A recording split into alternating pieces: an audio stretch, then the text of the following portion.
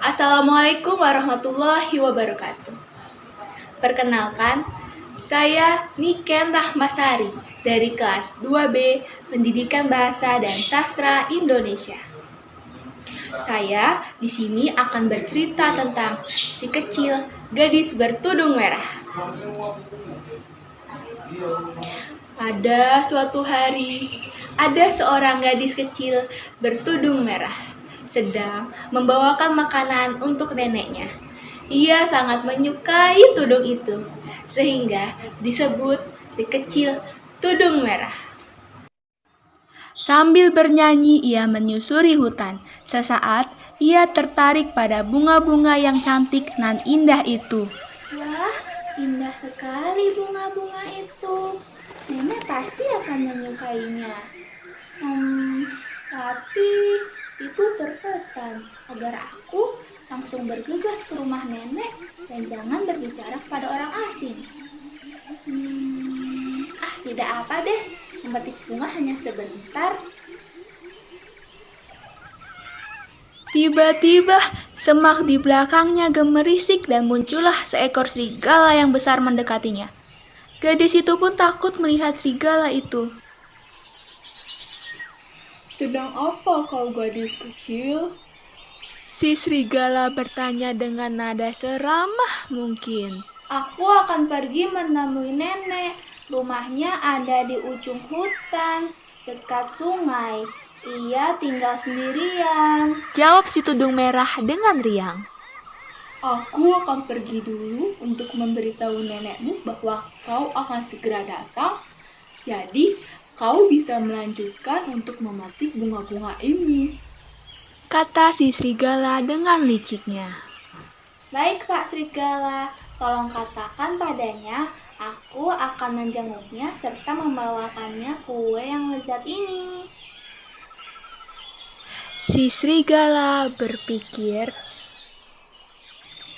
ini merupakan keberuntunganku untuk dapat melahap si nenek serta gadis kecil itu sebagai kudapannya. Si serigala cepat berlari ke rumah si nenek. Si tudung merah terus asik memetik bunga, lalu baru sadar kalau ia tersesat. Kurasa aku tersesat. Bagaimana caranya agar aku bisa kembali pulang dan ke rumah nenek? Merasa sedih, ia pun duduk di bawah pohon dan mulai menangis. Gimana ini, aku tersesat. Inilah akibatnya jika aku tidak mendengarkan perkataan ibu. Saat ia menangis, seorang pemburu yang sedang lewat mendengar tangisannya, mengikuti suara itu dan menemukannya. Sedang apa kau di sini, Nak?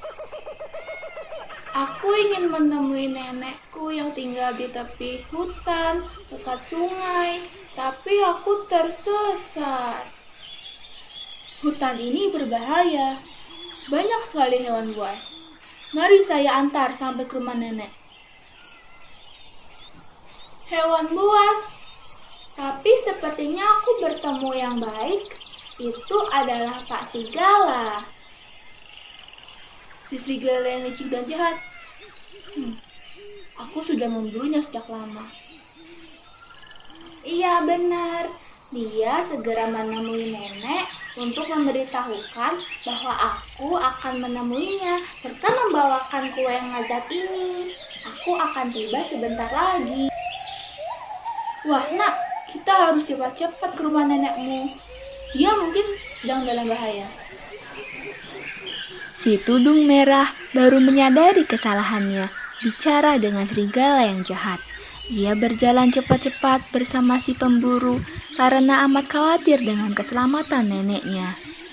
Segera saja ia tiba di rumah sang nenek.